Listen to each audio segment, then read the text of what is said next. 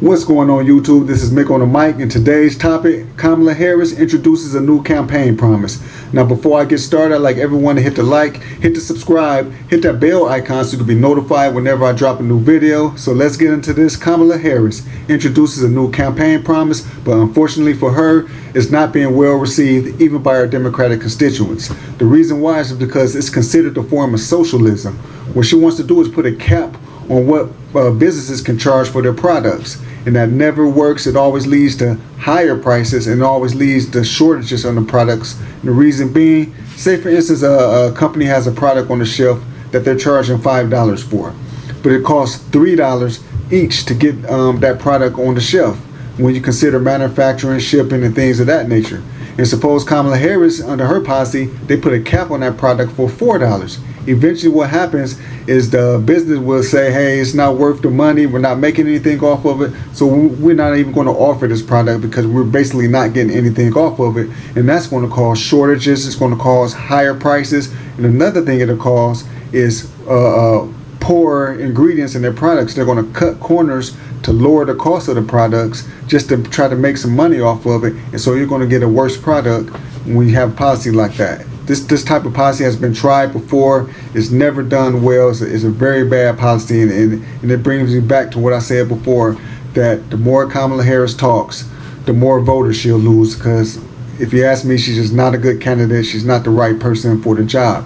And another reason why you could say that she's not a right person for the job is because she didn't earn it. She did not earn the nomination. She did not go through the procedures to get the delegates to become the Democrat nomination. Normally you have a procedure, you go through the primaries where you have all the people that want to be presidents, all the Democratic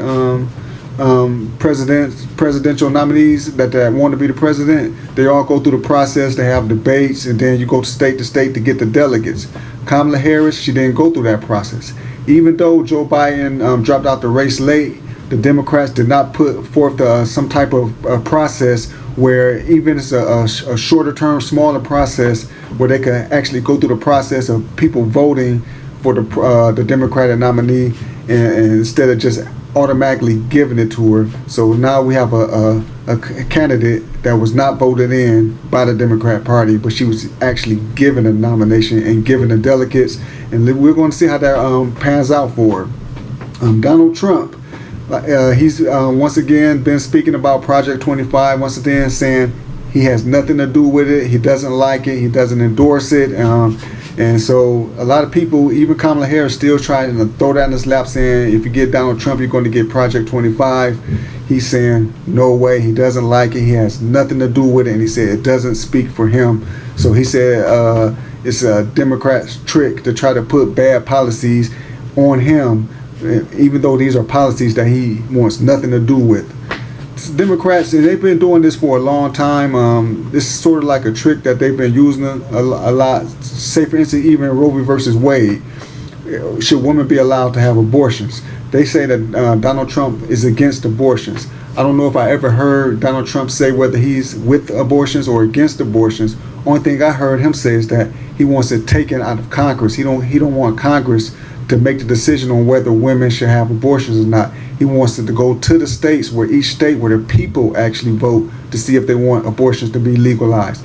And so what he did was, due to like Supreme Court justices picks that he's had in the past, I think maybe he had 2 or 3, if I'm not mistaken, they voted to get rid of Roe v. versus Wade. So they took it out of the federal government, they took it out of Congress and pushed it back to the states.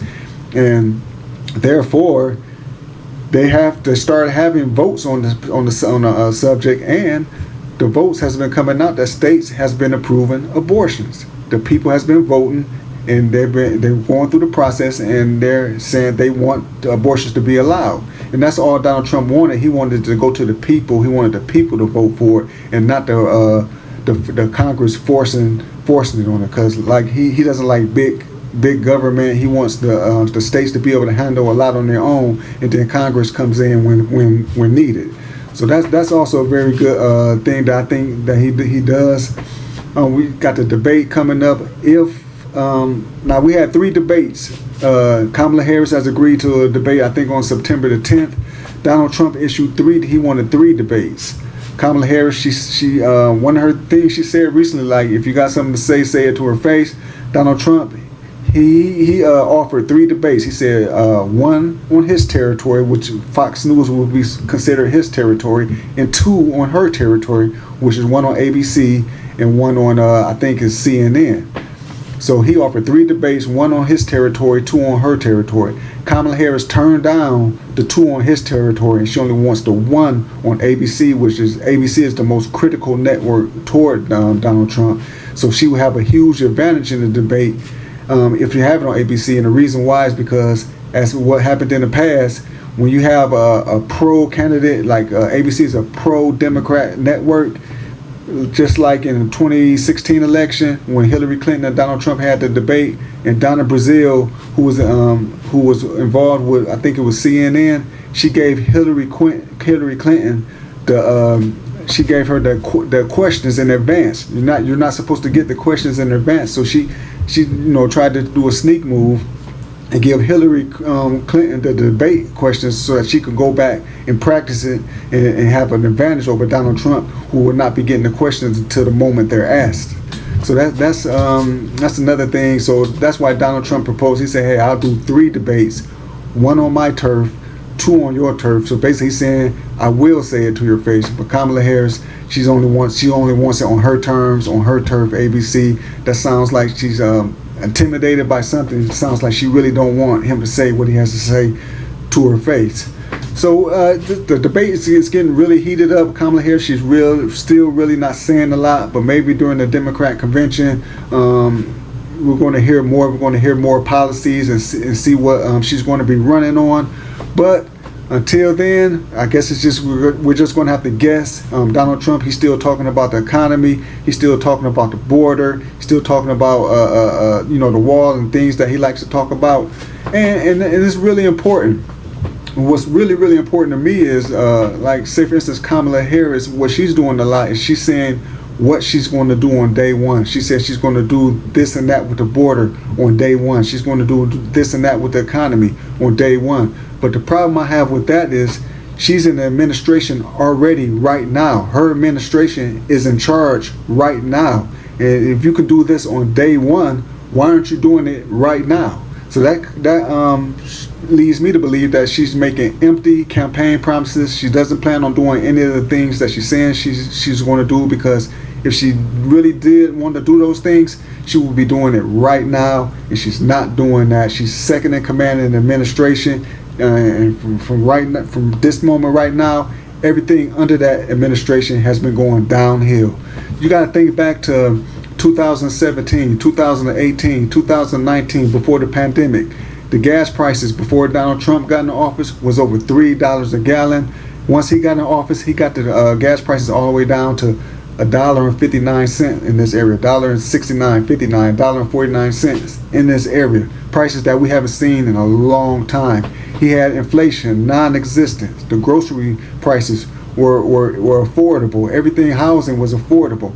Then once Donald Trump left office and the Biden administration came in, which includes Kamala Harris, everything went up. Joe Biden, first 2 days in office, had a record of over 30 executive orders reversing policies that Donald Trump put in, and it just ruined everything. He look at it under his administration, the gas, like I say, went from $1.59 to, in my area, at some points it went over $4, close to $5 a gallon. That's huge.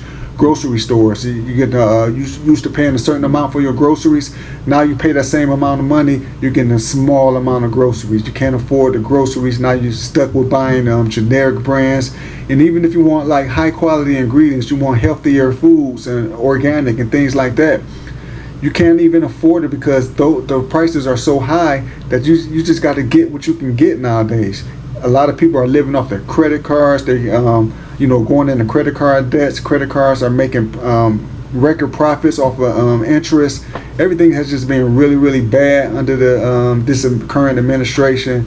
And Kamala Harris, if you vote for her, you're going to have another 4 years of what's going on right now, because like I said before, she says all the things she's going to do on day one, you could be doing these things right now because you're over 3 years in and everything since you've been in has gotten worse. So everybody has a choice. Everybody. A lot of people are struggling. A lot of people are just trying to make it by. If you want your gas prices to stay over $3 a gallon, if you want the groceries to stay high and continue getting higher, if you want the housing to go up 10% every year, if you want everything that you normally could get at a good price to continuously go up and up and up, then vote for the current administration, then vote for Kamala Harris if you want things to stay the same as they are right now. And this being in that way is rough on a whole lot of people.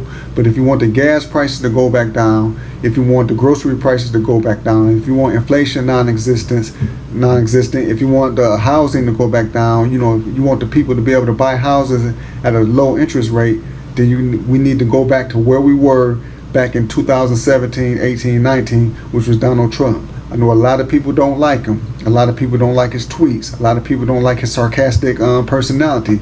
But one thing you gotta like is that when he was in office, people were more well off. People were more financially stable.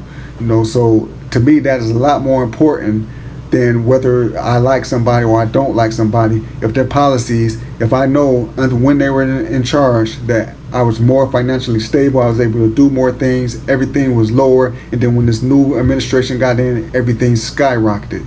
That's all I need to know. Donald Trump said when he got in office, gas was over $3. He said I was going to get the gas under $2. He got it down to $1.59, $1.49. He says he's going to build a wall. Even with all the obstacles, the government, Congress trying to block it, he went around to the military spending, used military spending money to build as much as the wall he could, as fast as he could. And everything that he tried to do, that he said he's going to do, all his campaign promises, he really tried to do, and he did. So that's what I got to say about it. To me, it's a no-brainer who should win this election.